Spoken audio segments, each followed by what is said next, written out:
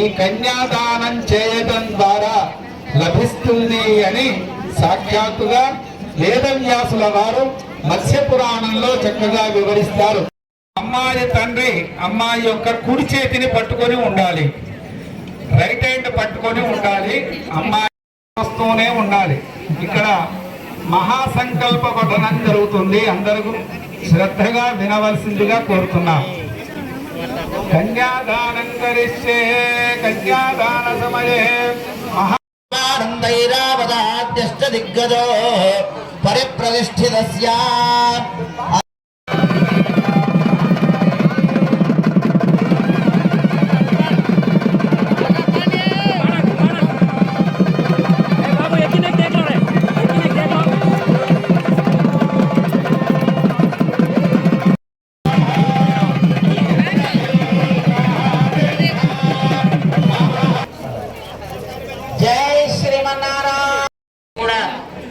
మంచి జరగాలి అని ఈవేళ ఈ వివాహ కార్యక్రమాన్ని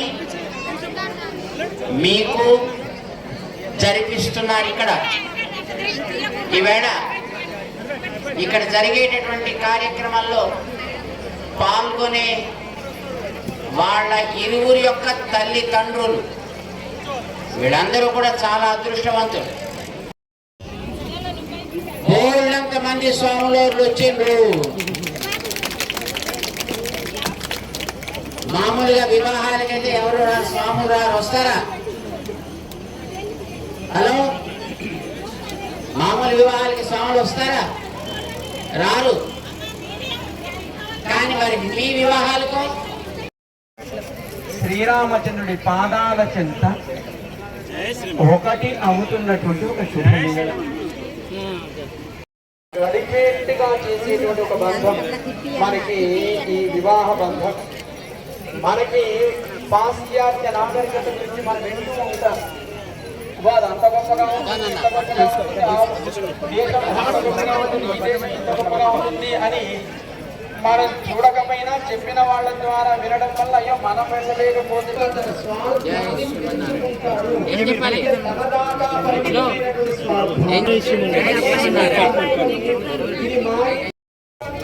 విస్తరిస్తుంది.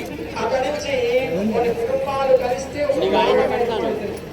అలా గ్రామాలు రాష్ట్రాలుగా దేశాలుగా ఈ ప్రపంచముగా ఏర్పడితే అనే భావనతో పొందిన సంస్కారాలని సమాజంలో ఆచరణ కలిగి ఉండేట్టుగా దానికి సత్సంగమము అనంటాం. దాన్ని కుడివైపు కూర్చుంటే ఆడపిల్లలకి అధికారం ఉండాలి. అందుకే అక్కడ ఆవిడదే పెత్తనం అంటారు. పైసలు దిగదు అక్కడ పెత్తనం అంతా. పైసలు అంటే అమ్మోరే. మనీయం సమర్పయామి సమర్పయామి నారానందరం శుద్ధాచ మనీయం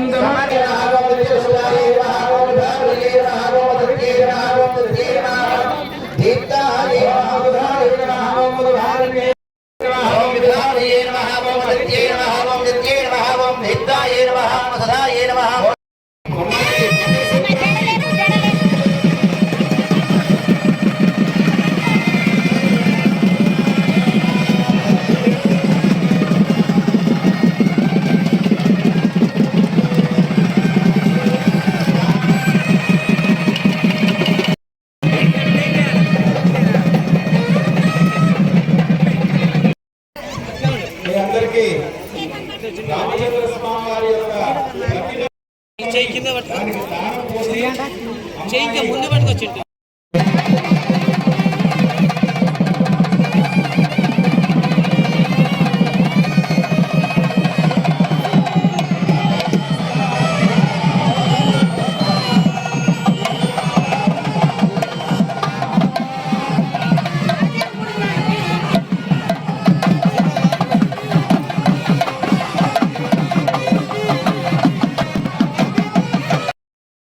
మంగళసూత్రం కూడా అలాగే ఒక భాగంగా ఉంచుకొని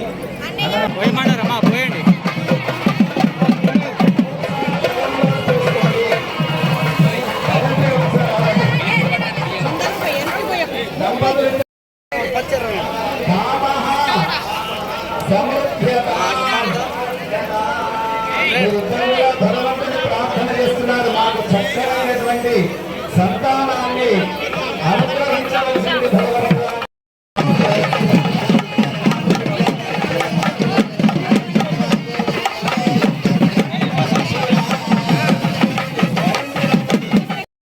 ధార్మికమైనటువంటి యజ్ఞాలు, దానాలు, సమాజానికి ఉపయోగపడేటువంటి కార్యక్రమాలన్నీ కూడా వేలుకు పెట్టాలి, కుడియానికి రెండో వేలుకు పెట్టాలి. బొటన వేలు పక్కన ఉన్నటువంటి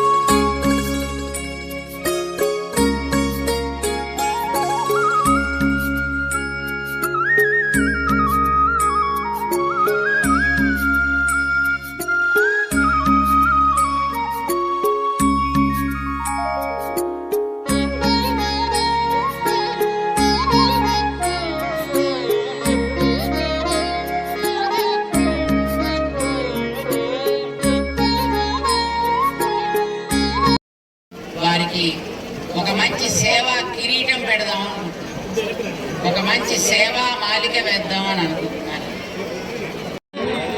జై శ్రీమన్నారాయణ, జై శ్రీమన్నారాయణ.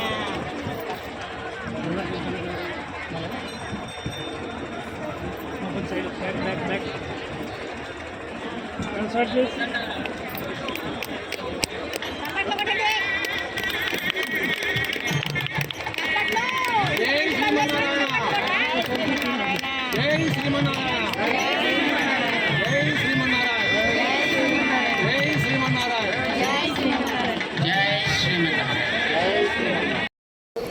ఒక 3 నెలల క్రితము మన చిన్నజీరో స్వామి వారి దగ్గరికి వెళ్ళటం జరిగింది. స్వామి వారిని కలిసినప్పుడు స్వామి, నేను దానా ధర్మ ట్రస్ట్ ద్వారాగా ఇలా కార్యక్రమాలు చేస్తున్నాను అంటే, స్వామివారు ఏం కార్యక్రమం చేస్తున్నాము అన్నప్పుడు నేను కార్యక్రమాల గురించి వివరించడం జరిగింది. అప్పుడు మీ ద్వారాగా సామూహిక వివాహాలు ఏమన్నా చేయాలనుకుంటున్నాం స్వామి అన్నప్పుడు స్వామి వారి అమ్మటే స్పందించి 165 ఆదివాసి సామూహిక వివాహాలు జరిపిస్తానని చెప్పేసి ఆజ్ఞించగానే వారందరికీ కూడా స్వామి వారు ముందుండి గత 20 రోజుల క్రితమే ఇది ప్రకటించడం జరిగింది. 20 రోజుల వ్యవధి కాలంలో మనము ఛత్తీస్గఢ్, ఒరిస్సా, తెలంగాణ, ఆంధ్ర నలుమూల నుండి 165 జంటలు ఇక్కడికి రావటం జరిగింది. వారు ఎక్కడి నుండో రావటం జరిగింది. వారందరికీ వివాహం అనేది తెలియదు. వీరందరూ కూడా చాలా మంది క్రైస్తవులుగా మారి హిందువులుగా వచ్చి ఉన్నారు. వీరందరికీ కూడా స్వామివారి చేతుల మీద ఉండి మంగళసూత్రం, మట్టెలి పిల్లలు, శ్రీరాముల వారి ప్రతిరూపం ఇవ్వటం జరిగింది. వీరందరూ కూడా స్వామి వారి చేతుల నుండి వివాహ కార్యక్రమం జరిగించినందుకు నేను స్వామి వారికి ఎంతో రుణపడి ఉన్నాను. అలాగే అని స్వామి ఆదివాసి గుడాలలో ఎక్కడ కూడా స్కూల్స్ అనేవి లేవు. ఆ పిల్లలు చదువుకోకుండా వారందరూ కూడా తల్లిదండ్రులతోటి బయటికి వెళ్తున్నారు. స్వామి అని చెప్పగానే ఈ ఏరియాలో ల్యాండ్ గినక ఉంటే హాస్టల్, స్కూలు, హాస్పిటల్ కట్టిస్తానని కూడా స్వామి వారు చెప్పడం జరిగింది. స్వామి వారికి నేను ఒకటే మనవి చేస్తున్నాను. స్వామి 165 గ్రామాలు చుట్టుపక్కల నుండి నలుమూల నుండి ఆదివాసులు ఇక్కడికి రావటం జరిగింది. ఆదివాసులకి ఎక్కడ కూడా వాటర్ లేవు, తినటానికి తిండి లేదు, ఉండటానికి ఇల్లు లేదు, కట్టుకోవటానికి బట్టలు లేవు. వారు ఒక అశువుల కంటే దారుణంగా జీవిస్తున్నారు. వారి ప్రతి గడపని నేను చూశాను, వారి ప్రతి బాధని నేను చూశాను. కాబట్టి స్వామి వారికి నేను విన్నపించుతున్నాను. స్వామి వారు అన్ని గ్రామాలకు కూడా తమ వంతు తన స్వామివారు ట్రస్ట్ ద్వారాగా సహాయం చేయాలని కూడా అంటున్నాను. చెర్ల ఎమ్మటి వాగులెమ్మటి వెళ్ళి ఎన్నో కిలోమీటర్లు వెళ్ళి బిందెలతోటి నీళ్లు తీసుకురావడం నేను చూశాను. వాగులు చెరువుల్లో పశువులు తాగే నీళ్లు నేను చూశాను. అవన్నీ చూసి కూడా ఒక వాగు దగ్గర కూర్చొని ఆడవటం కూడా జరిగింది. వాళ్ళు తిండి లేక ఇప్ప సారా తాగటం జరుగుతుంది, తిండి లేక గంజి తాగటం జరుగుతుంది. ఇవన్నీ కూడా స్వామి వారికి వారి బాధలు నా బాధగా చెప్పటం జరుగుతుంది. కాబట్టి స్వామి వారందరూ మీ బిడ్డలుగా స్వీకరించండి. ప్రతి ఒక్క గ్రామానికి మీ దూతగా నన్ను పంపించండి. అక్కడ మీ చేత వారికి సహకరించాలని చెప్పేసి మిమ్మల్ని పాదాభివందనంగా వేడుకుంటున్నాను. ఎందుకంటే ఏ గుడి అయినా చూసినా గానీ 100 నుండి 70 నుండి 100 కుటుంబాలు నివసిస్తున్నాయి. ఏ గుడి అయినా చూసినా గానీ ఒక స్కూలు లేదు. తరతరాలుగా ఆదివాసులు చదువుకోవటం తెలియదు. ఈ తరమైన ఎవరు ముందుకు రాపోయినా ఆ దేవుడైన మన చిన్నజీర స్వామి వారు ముందుకొచ్చి వారందరికీ కూడా విద్య నేర్పించాలని కోరుకుంటున్నాను. ఇచ్చారు మీరు జాతీయ స్థాయిలో నిలిచారు. కాబట్టి మారు మూలలో ఉన్న ఈ ఆదివాసి బిడ్డలను కూడా మీ బిడ్డలుగా స్వీకరించి వారికి సోలార్ లైటు, వాటర్ సోలార్ ద్వారా ఒక బోరు, ప్రతి ఒక్క గ్రామంలో మా దానా ధర్మ ట్రస్ట్ నుండి కొన్ని గ్రామంలో నాకు చేతనైనంతగా వాలంటీర్స్ ని పెట్టి స్కూల్స్ నడిపిస్తున్నాను.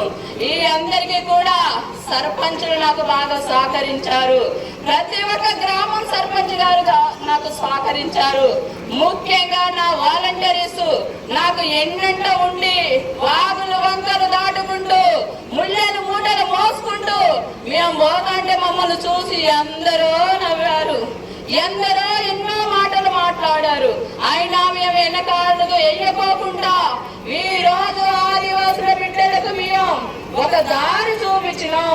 హిందూ మార్గంలో నడిపిస్తున్నాము, హిందూ సాంప్రదాయం నడిపిస్తున్నాము.